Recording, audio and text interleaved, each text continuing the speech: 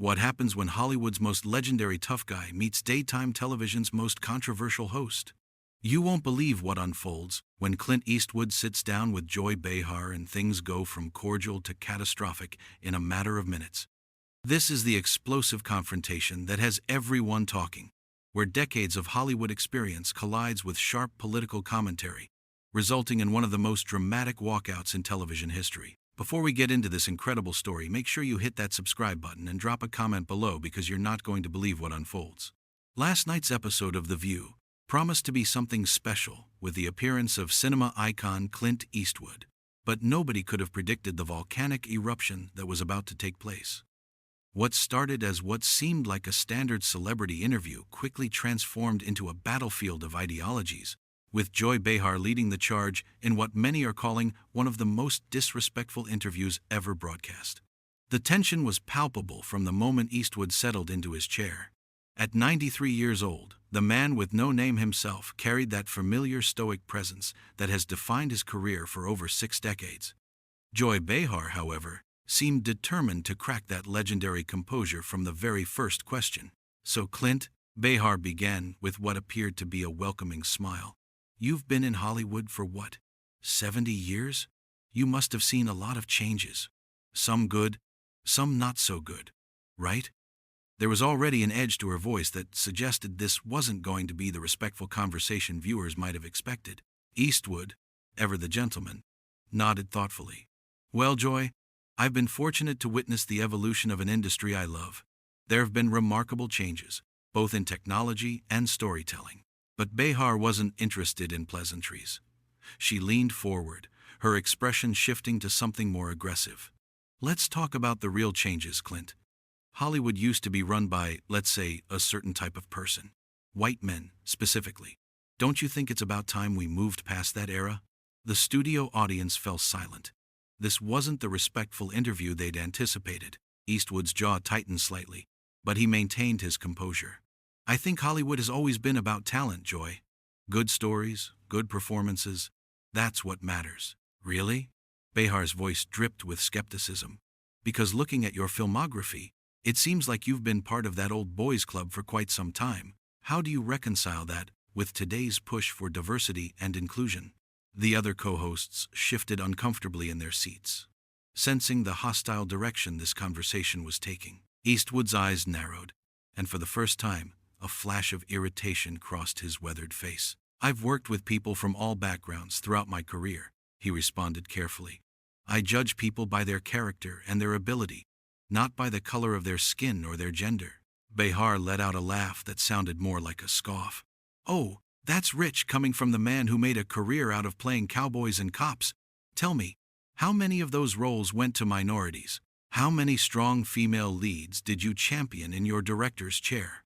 The attack was relentless, and it was clear that Behar had come prepared for war. Eastwood's hands gripped the armrests of his chair, his knuckles whitening. Listen here, Joy, he said, his voice dropping to that familiar gravelly tone that had commanded respect on countless movie sets. I've spent my entire career telling stories that matter. I've employed thousands of people, created opportunities, and contributed to an industry that entertains millions. I won't sit here and be lectured about diversity by someone who's made a career out of divisive commentary. The studio was now dead silent except for the uncomfortable shuffling of feet. Behar, however, seemed energized by his pushback. Divisive commentary? Is that what you call holding people accountable for their privilege? Because that's exactly the kind of attitude that's held this industry back for decades. Privilege? Eastwood's voice rose slightly, a rare display of emotion from the typically controlled actor. Lady, I started with nothing. I dug swimming pools and worked in a steel mill before I ever set foot on a movie set. Everything I've achieved, I've earned through hard work and dedication. But Behar was far from finished. She leaned back in her chair with a smug expression, clearly enjoying having gotten under the legendary actor's skin. Hard work, sure. But let's be honest, Clint. You had advantages that others didn't. You were a tall, handsome white man in an industry that favored exactly that.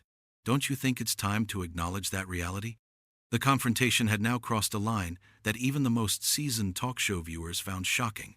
Here was Joy Behar, systematically dismantling and disrespecting one of Hollywood's most revered figures, seemingly for her own entertainment and political posturing. Eastwood's face had turned red, his legendary composure finally beginning to crack.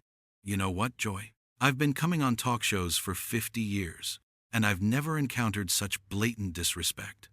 You invited me here as a guest, and instead of having a civilized conversation, you've chosen to attack me personally.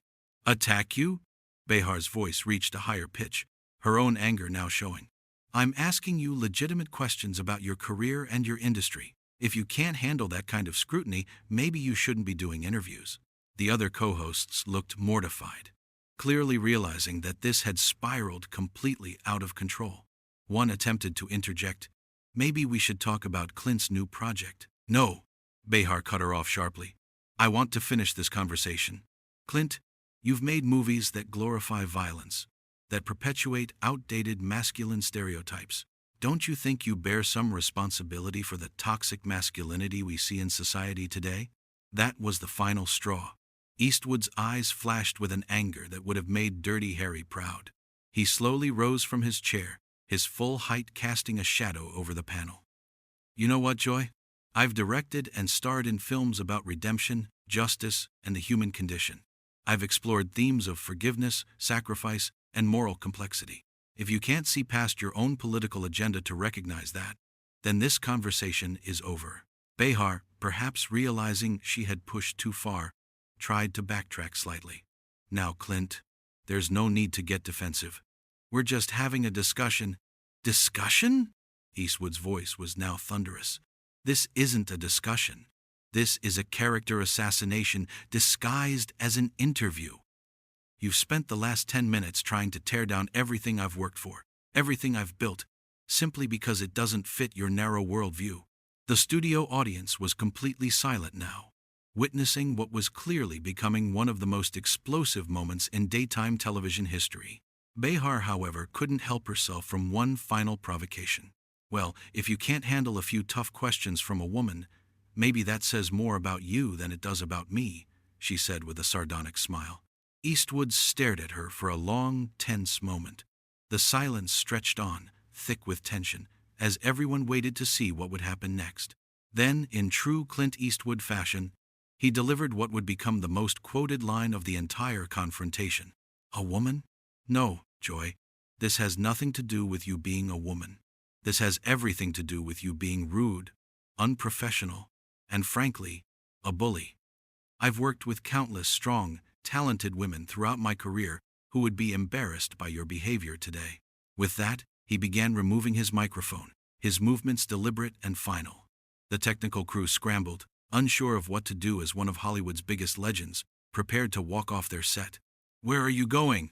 Behar called out, her voice now betraying a hint of panic as she realized the magnitude of what was happening. Eastwood turned back one final time, his steely gaze fixed directly on her. I'm going somewhere where people still understand the meaning of respect and common decency, something you clearly never learned. And with that, Clint Eastwood walked off the view set, leaving behind a stunned studio audience, mortified co-hosts, and one very exposed Joy Behar, who had just created what many are calling the most shocking moment in daytime television history.